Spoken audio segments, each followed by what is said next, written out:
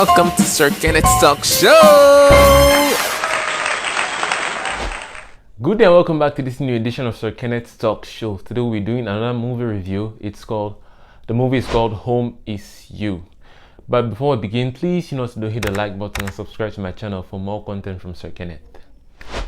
So without much ado, let's get into it. Okay, so this movie stars CHIDI DIKE. Actually, he's the only actor in this movie I knew before I saw it. CHIDI DIKE, and he plays the lead. I think in the movie his name is Ray. Ray, I think, is short for Raymond. And it's in a school milieu, secondary school milieu. They're actually secondary school kids in a private school. And you know how private school is. It's always filled with rich kids who can afford every kind of luxury. They can afford cars. They can afford smartphones, iPhones, tablets, you name it. So it's filled with rich, spoiled kids, this private school. But there is this one student, her name is Gift. Her name is Gift in the movie. Oh yeah, Gift, put on the light. Yeah, that was the first song that came to my mind when I heard her name in the movie, Gift. Anyway, this Gift girl, she is a scholarship student, and she's not from a rich home like all the other kids. So she goes through a lot back at home. She has a sick mother, a blind mother to take care of, and two siblings. She is basically going to school and working at the same time to be able to pay their bills and feed her family. Yeah, so she sells anyway, that's not important. She is a struggling student, and she always comes to class late, and the teacher always scolds her for coming late. Like, wow, why are you late? And one day this Ray decides to follow her after school just to see what she goes through on day to day. Before he decides to follow her and spy on her, he actually sees her one day. It was several hours after closing, after they had closed from school. So he had already changed into his home clothes, and he was driving his car. Then he saw this girl still in her school uniform with her mother in a wheelchair, and he was like, that's when he began to get worried. And then the next day after school he decided to follow this girl home, and he saw what she was going through, the struggles she was going through with her mother, her siblings, and things like that. So he gets closer to this girl. She's resilient at first. She doesn't want pity from anyone, so she feels like this guy just pities her and doesn't actually want to be her friend. With time they get along, they get closer. Even Ray's sister, who wasn't a fan of hers at the beginning, she begins to like her. They get closer, it's friendship, But before then, Ray's girlfriend, her name is Sharon. Sharon is very mean. She's like evil personified. That's Sharon. She beats up. Anyway, she threatens Gift several times. She even beats her up, her and her family. It's a really, really heartbreaking kind of situation. But anyway, at the end of the movie, in spite of all of Sharon's attempts, she's not able to get in between, Ray's friendship with Gift. When I saw this movie, I was like, damn, can people be this mean in real life? I mean, Sharon was really, really mean in this movie. Like, why would you dislike a person because they are poor? Like, you don't even need to like them, just don't hate them. Why would you hate a person because they're poor? Like, why are you evil to a person because they're poor? Like, that's a phenomenon I've never really understood in real life. And, it does happen in real life. This kind of scenarios, they do happen in real life. I've been to schools where there's rich kids, there's poor kids, there's middle class kids, and this is real life. This movie actually does happen in real life, and that's something I've never really come to understand. But anyway, like I said, at the end of the movie, Ray maintains his friendship with Gift. Ray's mother, she gets to know Gift too, and Gift's family.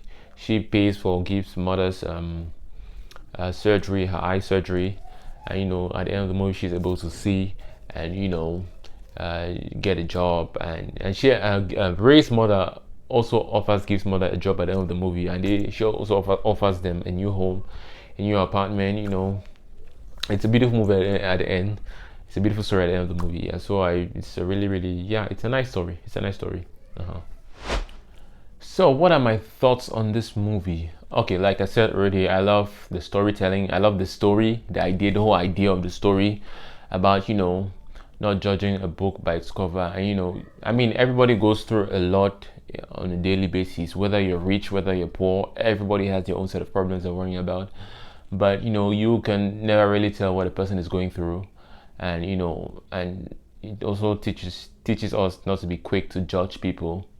Like, this teacher was judging this girl for coming to class late every day, but he didn't know.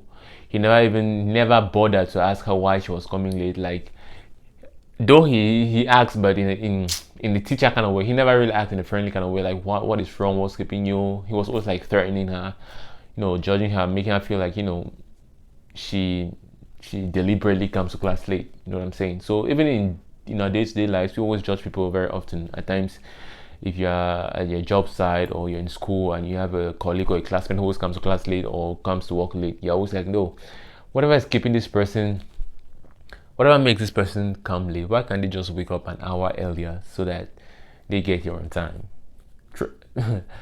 Trust me, some of these people don't even sleep at all, but they still get to all of these places late because of the things they go through. So I really love this about this movie. It tells us,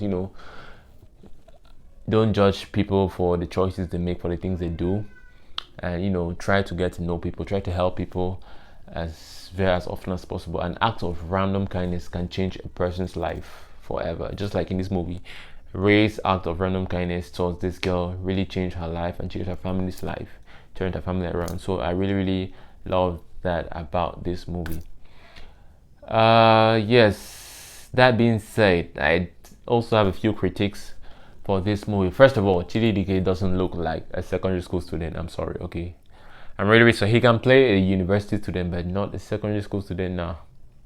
I mean, you're not fooling anybody. He doesn't look like a university, like a secondary school student. He doesn't look like he's 16 or 17 or 18. Nah, he's at least 25. Though, according to Google says he's 33, but some of his fans say he's 23 or 24. I really don't know, but either way, he doesn't look like a teenager. That was the first red flag I had for this movie. The second red flag I had, there's this scene in the hospital where they take Gift's mother for the surgery. I mean, I don't know how long it takes for an eye surgery to be complete. Like, I don't know the time frame it takes to carry out a complete eye surgery. I don't know if it depends on the kind of the specific kind of problem the eyes have, but I felt like it was really too brief. It was like really brief. They didn't even tell us how many hours she stayed in the theater or in the hospital, wherever they were operating her, because clearly they just went to the hospital, and on that very day they carried out the surgery, and on that very day they told the family that the surgery was successful. I don't know. I really don't know. I'm not a doctor. I'm not a medical student, so I really don't know if that's actually possible. But I don't know. It was just, to me, in my opinion, it just happened all too fast. And also, the hospital setting, it didn't really look like a hospital to me. It just felt like it was an regular office building, and they just put a doctor in there in a robe, in a lab jacket, and I don't know. It really didn't look like a hospital setting to me. And it was just one doctor in that hospital, and that one doctor, I don't know if they were supposed to assume that she was working with a team of doctors during the operation, but and know damn well that in a theater, whatever kind of operation they're carrying out, it's never just one doctor. It's always a doctor and a team of doctors and nurses. But we just see one doctor throughout the movie. Yeah, so I don't know. So those were the few red flags I had. Aside from that, I think the acting was good. I think and also that private school, it's supposed to be a secondary school, but the campus looks like a primary school. First of all, the decorations, the drawings on the walls of the buildings, and the playground was really looking like a primary school kind of setting. It didn't look like a secondary school, private secondary school. It looked like a private primary school to me. But anyway, yeah, I think those are the few red flags the movie had. Yeah, and also Sonia's mother, no, not Sonia, Sharon's mother looked really young to be Sharon's mother. She looked like a woman in her 30s, and Sharon is supposed to be a teenager, age 17, 18, I don't know, but Sharon's mother looked really young. Even Ray's mom too, she looked pretty young. They both looked, Ray's mother and Sharon's mother both looked like they were below 40.